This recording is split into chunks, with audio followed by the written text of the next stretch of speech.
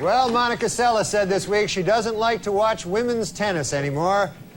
Hey, join the club, lady, all right? According to a survey, 58% of men would have sex with a woman they disliked. Although, while having sex, they would really, really like them, and then afterwards not like them again.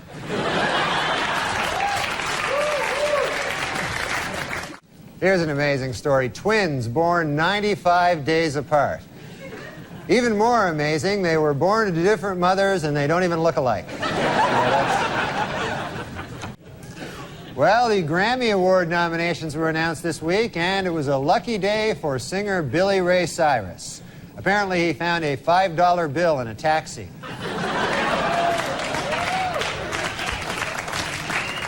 Young or old, male or female, everyone loves to visit the White House.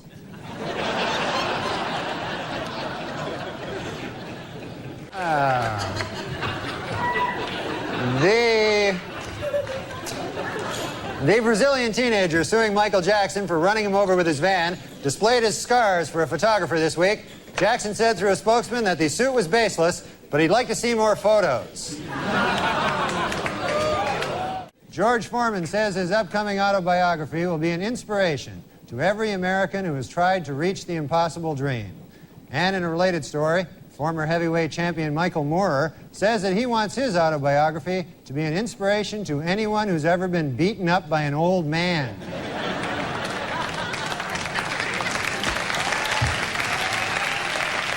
U.S. Air is beginning a campaign to restore passenger confidence.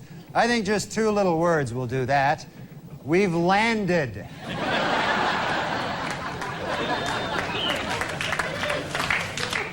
Airline travelers' complaints have risen 22% over the last year. The single most common complaint was, they lost my baggage, followed closely by, I didn't like being in that fiery plane crash. A 51-year-old cosmonaut set a world space endurance record this week after spending 367 days aboard the Russian space station Mir. And also, as a side note, he also smashed his own masturbation record.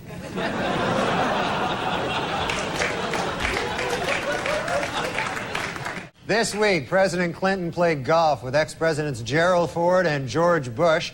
Bush hit an old lady in the face with a golf ball, giving her a broken nose and 10 stitches. But don't be impressed. It took him 5 strokes to do it. Last week, as Pat Buchanan announced his decision to run for president, several people jumped on stage chanting, "Buchanan is a racist." As security began to wrestle them from the stage, Buchanan stopped them and said, "Let them continue. That's my slogan." A new hangover-free vodka is on the market. Yeah, the ads claim that the 80-proof vodka is so pure, it's virtually headache-free. But before you run out and buy it, remember, it causes massive anal bleeding.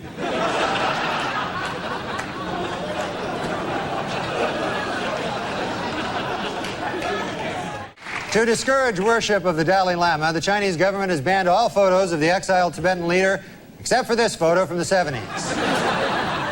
Las Vegas mogul Steve Wynn has announced plans for a new hotel, 46 stories high, set on a 17-acre island in the middle of a 50-acre artificial lake on the Las Vegas Strip. In a related story, Motel 6 now has shampoo. Serial killer Jeffrey Dahmer was attacked and killed by another inmate this week. Just before the fight, Dahmer threatened, "Hey, don't mess with me, pal. I used to eat guys like you for breakfast."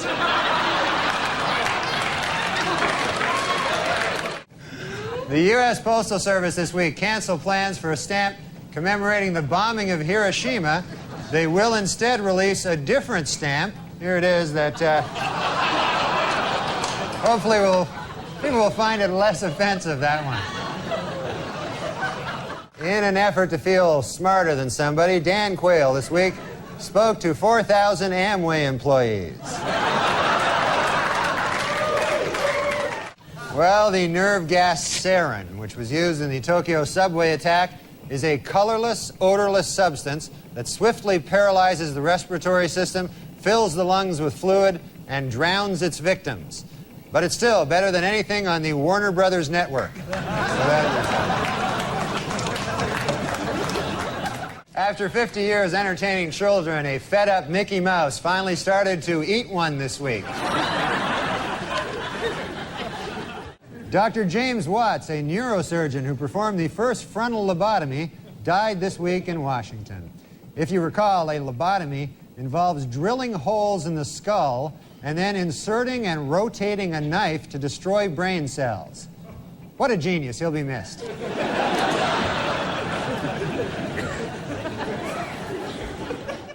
Well, a beef-flavored water for dog hit stores this week, and dogs are eagerly anticipating the arrival next month of the newest water flavor, other dogs' asses.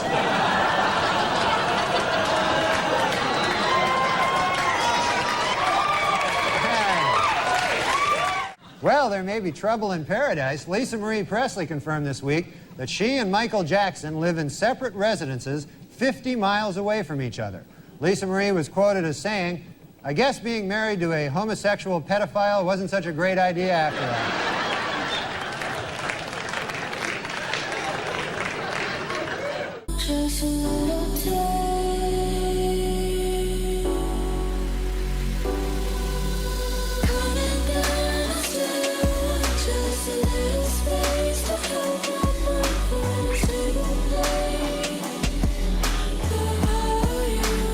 A Brooklyn man crossing an expressway on Monday was hit by at least 10 cars. According to police, the man's body was spread over a 2-block area. Police also reported that various organs were flattened on the road and that his spine had been ripped out of his torso. The man is currently resting in stable condition at St. Mary's Hospital.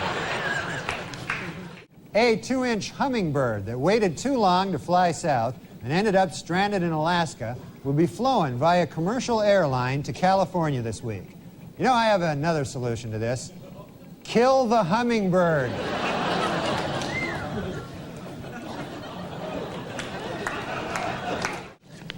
A one-legged goose with a dart in its head.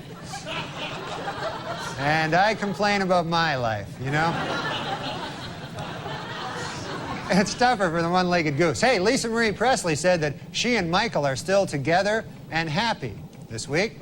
She also made a revelation that she is actually a 9-year-old boy.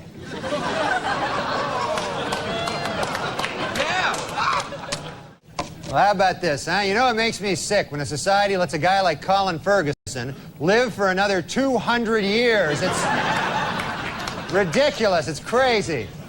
A sheepdog carrying $250,000 worth of cocaine in its stomach was found at JFK Airport earlier this week. A customs agent got suspicious when he saw 2 airline employees taking turns sniffing the dog's ass.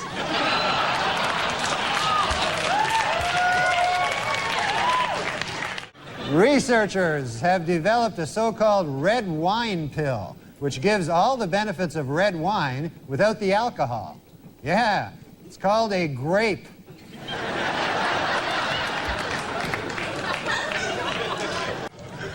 Jeffrey Dahmer's relatives are reportedly fighting over what to do with his body. Yeah, that's right. Yeah. Well, some want to have sex with it while the rest want to put it in the fridge. So that's...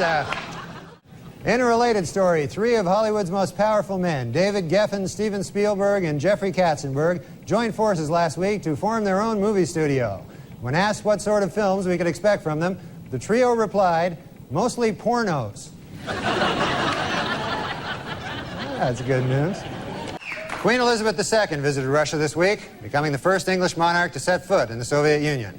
The visit, which will last for 2 weeks, is expected to have absolutely no effect on anything whatsoever.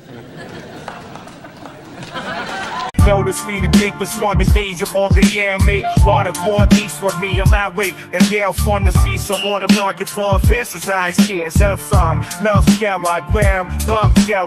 Break the trend, but they cuffs and ammo, not scare. And that red bras on this shit up, wrong things. I'm snooping at the kill and tell. Yo, listen up. Let me tell you a tale about the voices of the unheard beyond the veil. In a world so divided where the poor are denied. Their rights and their dignity swept aside. The streets are alive with silent cries of the marginalized, living in lies. Systems rigged, stacked against the weak, but we rise up. Our voices we speak. Voices of the unheard, we shout it loud. Injustice and oppression, we won't allow. From the streets to the halls of power, we demand change every minute, every hour. It's a fight for the oppressed, the marginalized crew. From the ghettos to the refugee queue.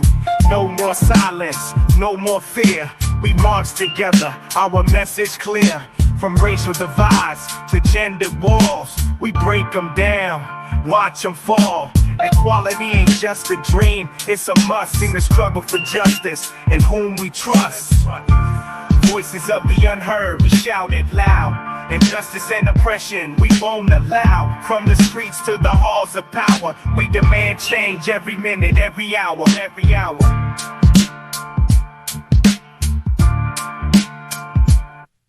Politicians talk, but actions speak. Promises broken, leaving hearts to bleed. We're the change we seek, the revolution seed. In unity, solidarity, we take the lead.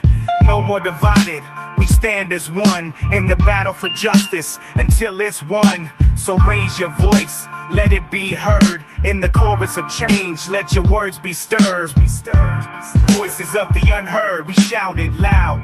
Injustice and oppression, we won't allow. From the streets to the halls of power, we demand change every minute, every hour, every hour. Voices of the unheard, we shout it loud. Injustice and oppression, we won't allow. From the streets to the halls of power, we demand change every minute, every hour.